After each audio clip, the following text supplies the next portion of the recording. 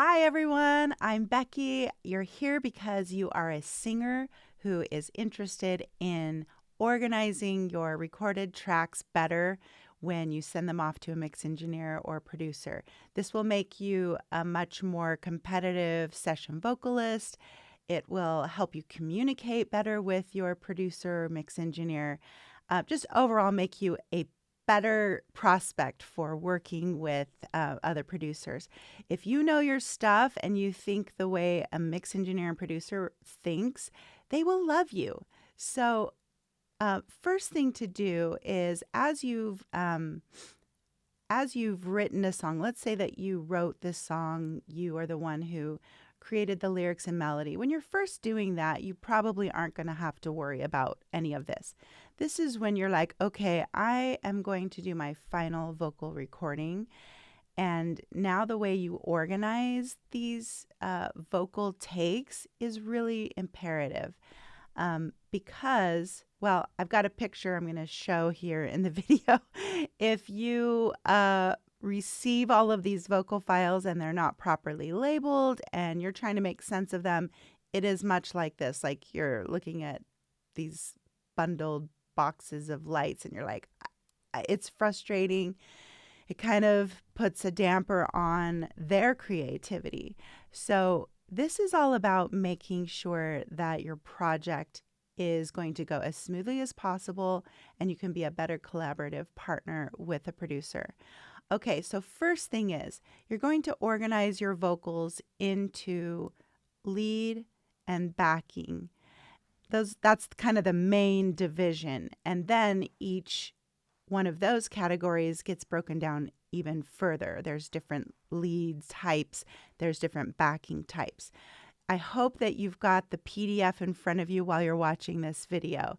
If not, make sure that you subscribe to my list and get the PDF right now, the vocal production PDF. You're going to need this, for life. It's really going to help you figure out how to organize things. So you'll look at it. Lead vocal can be separated. Let's look at my screen here. So this is a song that Hinge Point is a band, a Christian artist band that I work with. They're sisters. And they wrote this song called Unbreakable and wanted to do a full kind of a chill version of it with lots of vocals and harmonies. That's why I'm using this version of their song that we did because there's a lot of different vocal things happening. So first, we're going to look at the lead vocals.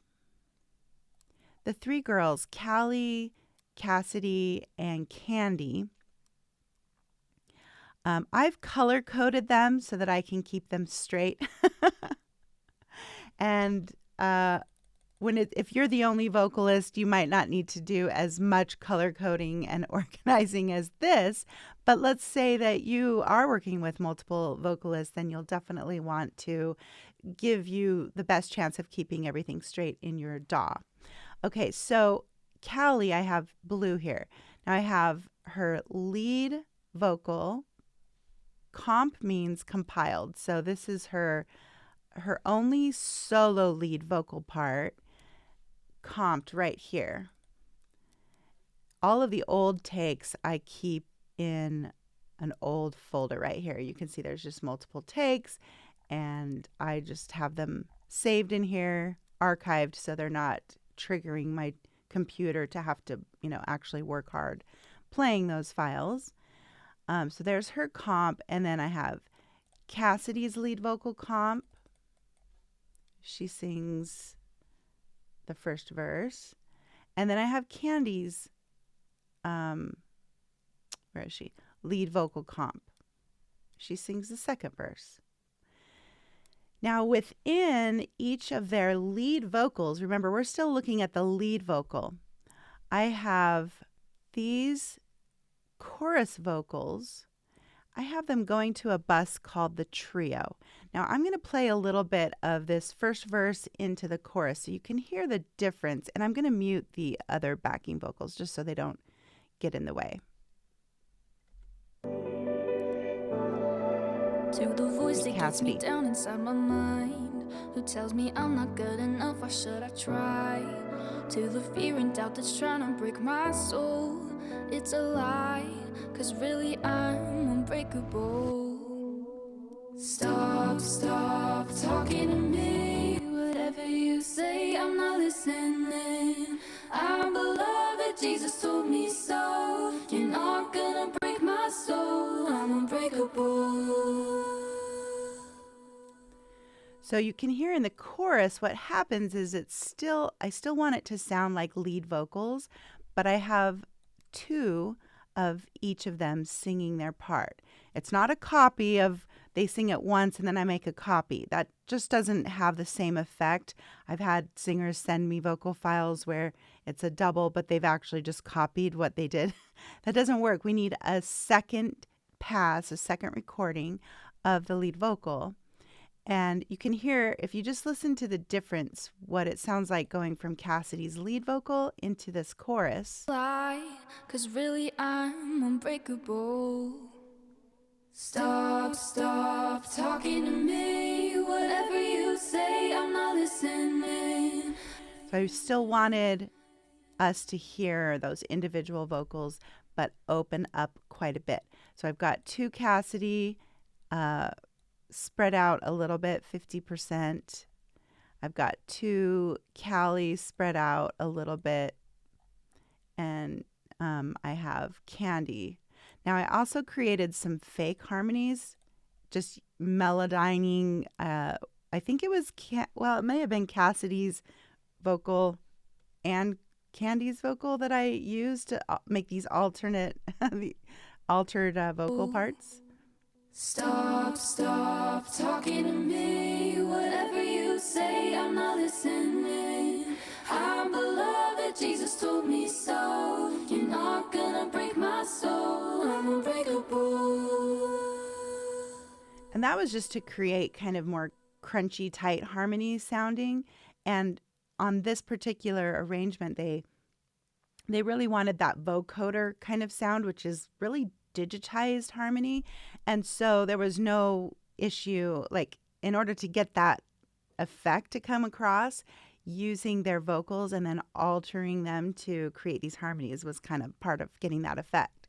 Okay, now, so you'll see what I have is when they're doing the lead vocal stuff, their track, the comp track, is going straight to this lead vocal bus.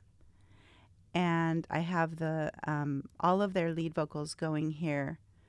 So they have basically the same processing. Any individual processing I want to do on their voices, I just do on the individual track. Okay, and then the doubles for the choruses are going to the trio bus. And therefore, they are treated the same way. Now we have in their backing vocals, we have, let's see. Oh, this one doesn't have as many of the variety. So I'm going to pop into another project of theirs here in a sec. We have these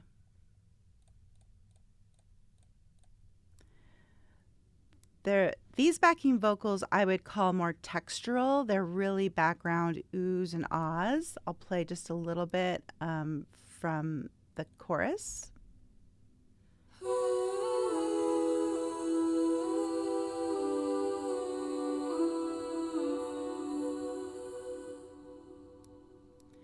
And here it is with the trio vocals along with those textural backing vocals.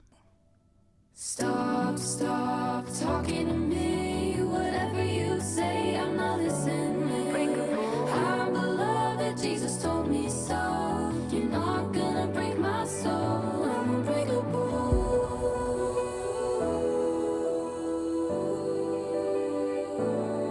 I say so long to all the lies that had me doubting, 'cause that voice has always been so wrong about me. And that's Candy's lead vocal. Okay, now you probably notice there's like this I'm unbreakable hook that's off in the distance. Now, as a mix engineer, I have this on a totally different track than it's Callie who's doing this. than her lead vocal because I wanted to process it totally different. So when you are sending these vocal tracks to your producer or mix engineer, if this echo part was your idea, then you will want to send it on a separate track so that they know this is a distant echo. And you can even label it such in the vocal file. You can say hook echo or hook distant, something like that, that tells them exactly how you feel like this hook needs to be processed. Stop talking to me, whatever you say, I'm not listening. I'm unbreakable. Jesus told me so. And since I am the producer and the recording engineer, I just took a part of Callie's hook when she sang "I'm unbreakable" in her verse. I created this echo from her original lead vocals, so it wasn't something that we had to separately record. Let's see. I'm trying to think if there's anything else. Oh, okay. Then we also have what I always call ad-lib vocals. Some people call it improv. I've heard people call it scatting, which is kind of, I don't like to use scatting because scatting means something different to me, but you can call it whatever you want. What it is those vocals that are laying over the top of the main vocal. So you can hear Cassidy comes in with this ad-lib part. Jesus told me so. You know I'm gonna break my soul, break my soul. Stop lying to me. Whatever you say, I'm not listening. I'm not listening. That's Candy. Jesus told me so. You know I'm gonna break my soul. So all three girls take turns doing ad-libs. And when we record ad-libs, what we do is I just hit record and let them just come up with whatever comes up in their brain. Some of it is pre-calculated. Some of it is just like on the fly, they think of it. And I love doing it that way rather than saying, sing this exact thing at this exact moment, because it helps them learn how to be creative ad-lib singers. I think it's it's definitely one of those skills that they get better at the more that they do. And I say they, but it could be you. The more that you learn and try to ad-lib over songs, the better you're going to get. I definitely saw that happen with these girls. The first time they recorded with me, I was like, hey, let's do this ad-libbing thing. And they were all a little bit terrified, but they did a great job. And then every session we've done since then, they know exactly how to do it. And so I just let it roll, and they just make stuff up as they go. Some of it is great, some of it not so great. And we just keep the great stuff. And I can put it in various places based on how we want the chorus to flow. So if I just play from the end of the bridge into this last chorus, you can hear how those ad-lib vocals layer over the top, and it basically they take turns. That is not how it came out when we recorded it, but that's how we ended up doing it. Gonna break my soul. That's Callie. I'm unbreakable. Stop talking to me.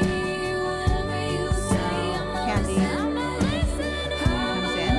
Jesus told me so. Now Cassidy. You know I'm gonna break my soul, break my soul. Now Callie again. Stop lying to me. Whatever you Cassidy. say, I'm not listening. I'm not listening. Jesus told me so. You know I'm Cassidy. gonna break my soul. I'm unbreakable. And like I said, that is not how they sang it when we recorded. It was more just in the moment. They sang what they wanted to, and then we paced things properly. But as you do the editing for your vocals before you send it off to an engineer, what you'll want to do is, if you are at that skill level where you can make decisions about where you want the ad-lib vocals to be, do that yourself. You'll save your engineer tons of time if you're the one that says, ooh, I like this ad-lib vocal and I want it here. And then you're going to want to put it all on one separate ad-lib vocal track. Don't try and include it on the main lead vocal, okay? Put it on a separate track and just call it LV ad-lib. Check out your cheat sheet. That should help you make sense of what that means. Okay, we're going to jump over to another song because I want to show you some different backing vocal textures. Okay, now we're looking at the same group, Hinge Point. They wanted to do an acoustic, chill version of a cover. This is called How Far. Now I can't remember the original artist. I'll post it below. But they, again, wanted lots of vocals on this one. And so I've got a little bit more activity going on in the backing vocals on this song. That's why I wanted to jump over here. Let me play a little bit so you can kind of get the idea of how this song goes. So lead vocal. How far? Candy starts It's us too off. far. I thought I'd be there by now. I followed shame to the place. I was sure your grace ran out, so I kept running and running and running. But you kept chasing and chasing and chasing. So I wanted to show you here what I have is a lead vocal double. You'll look at your cheat sheet, you'll see LV double left, LV double right. And this is an instant where I would use that. I want 3 separate takes. So I have her lead vocal, and then I have her singing a new version of it, but matching it exactly with timing.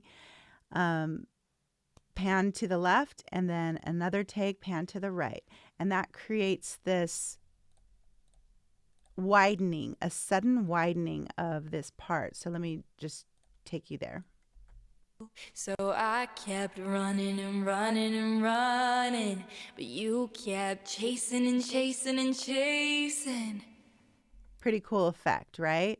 And it's subtle. A lot of people probably wouldn't even notice that was happening, but it just gives us a sense of things changing, which should definitely happen at the pre-chorus. There should be some new information.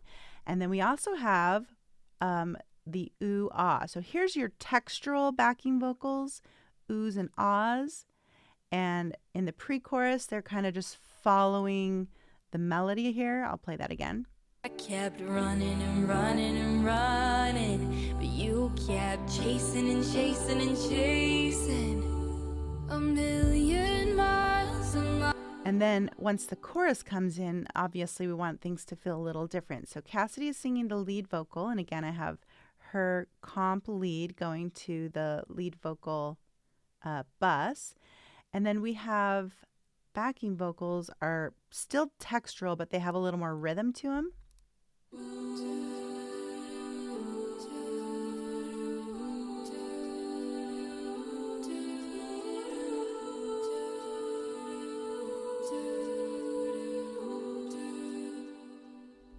So a little bit of oohs and some do things. And then when we get to the end of the chorus, we throw in this new category of backing vocals that I just call words. So in this song, we have word backing vocals, and then we have textural backing vocals. And that is how I would label them. Let me just play this all together. At the end of the chorus. However far away I am from home, that's how far your love would go.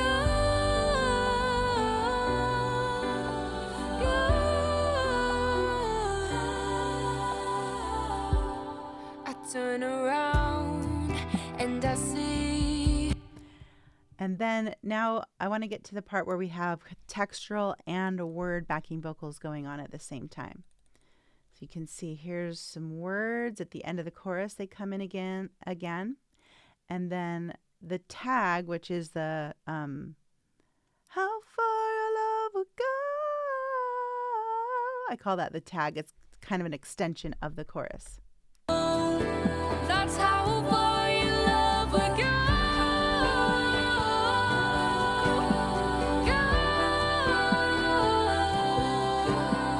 Mercies. So we have How far your love will go. We have these oohs going on, or ahs.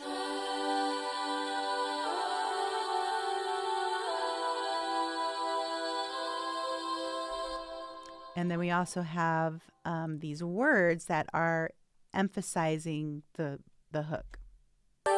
How far your love will go. How far your love will go. And now that you're hearing them individually, you can tell that the words are not quite as processed. They don't have as much reverb and delays happening. They're a little crisper. And that's just because as soon as we have those consonants coming in, I don't want to have a bunch of like a bunch of reverbed consonants happening. That will just confuse and clutter up your mix. So between the two groups of backing vocals,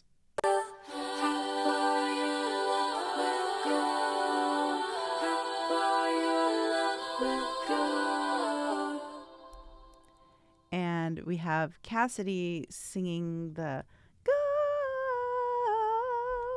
How far your love will go.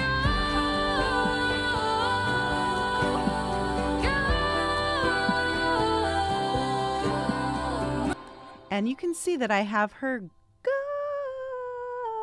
on a separate track than her main lead vocal.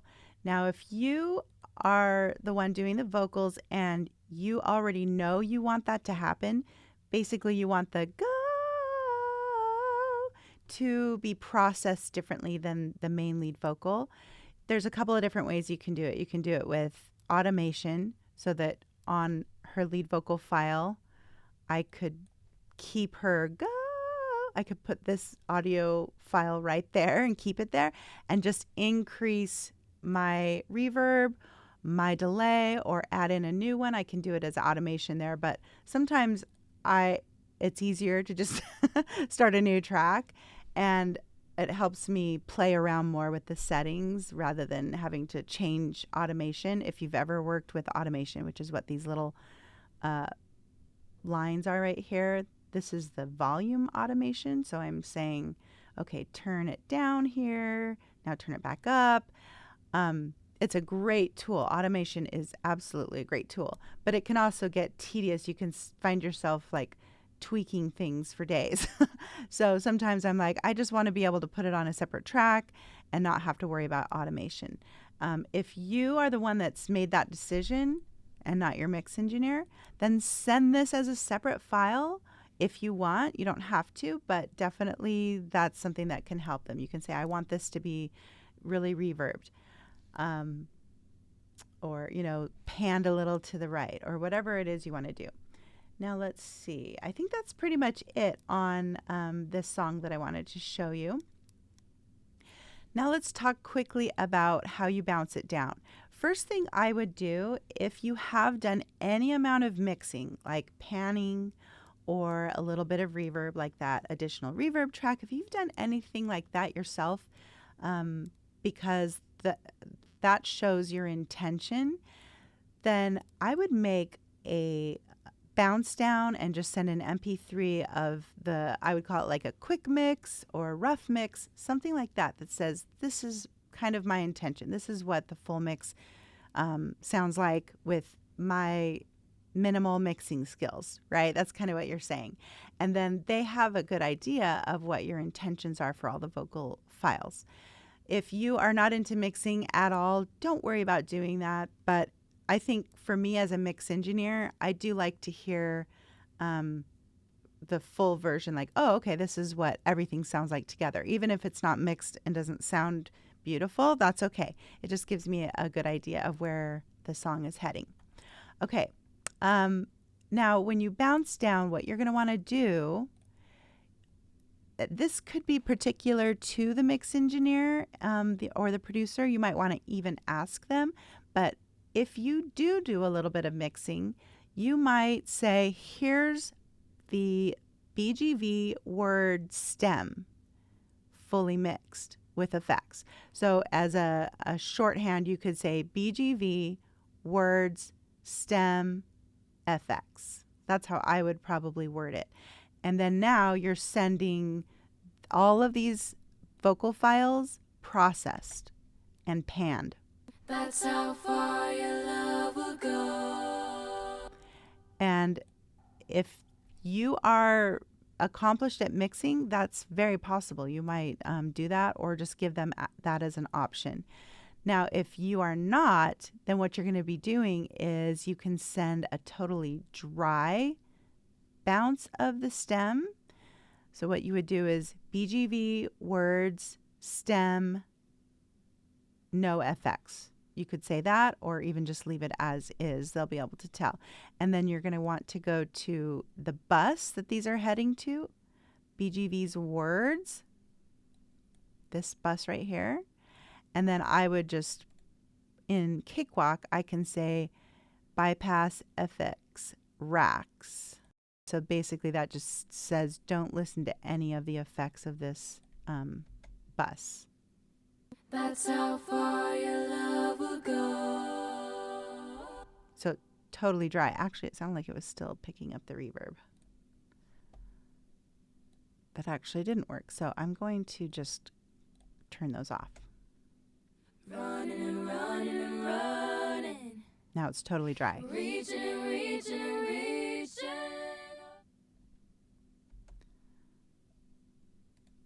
And then you can bounce that as a stem. Now, if you have no mixing skills at all, that's totally fine too. But what you'll want to do, let me go back to that. If you're bouncing this down as a stem, and I'll show you real quick on Cakewalk, let's call it BGV words stem dry. I'm going to export that as a WAV file, and I'm going to export it as stereo. That way, it's going to capture the fact that I have things panned on either side. And even if it's with the effects, I'm still going to want to do it stereo because, again, it will capture the panning, but it will also capture the reverb in the full spectrum of the mix. Now, if you're not mixing, what you're going to want to do is have every one of these vocal tracks centered when you bounce it down. And you're going to solo, select your export shortcut, and I'm going to go BGV words, and then I'm going to title this high or whatever vocal part it is. I'm not sure, but high. And then maybe L for left.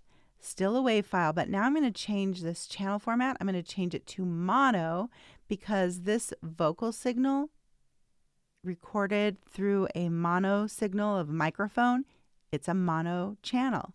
And for the mix engineer to be able to mix it, it's better if it's in mono. I get a lot of vocal files sent to me that are stereo, and I can easily convert it to mono. It's not really a big deal. But this, again, will just give you kind of a little competitive edge and be like, yep, I know what I'm doing. So now you're going to bounce that down as mono, BGV, words, high, L, which means left. You don't have to necessarily say left or right because it doesn't matter. They could put it wherever they want. But you could call it like 1 or 2. All right, that should hopefully make sense. Same thing with your lead vocals. If you're going to export that comp lead vocal. Oh, let me also mention one really important thing. Make sure that you're exporting from the exact same spot every time. And it should just be right at the beginning of your project, right here, right at 0. And export from the same spot, solo the track, turn off the effects, bypass FX. And now you're going to export, and in this case, I would just put the singer's name, LV, and I call Cassidy Cass, and just leave it at that. And then if I were exporting her an ad-lib file, I don't think I have any ad-libs on this one, I would do it the same way, LV, Cass, ad-lib. And remember, you want to change that. If it says stereo, you want to do mono. In Cakewalk, you can hit this follow source and it will automatically export it as mono if it's a mono source or stereo if it's a stereo source. I don't know why I never use that. I always switch back and forth. I think it's because I'm a control freak and I like to make sure I know that I'm hitting all the buttons that need to be. Okay, so hopefully that all makes sense. And let me know if you have any questions about how to export these vocal files. If that was helpful to you at all, I would really appreciate your comment. And I'll see you next time.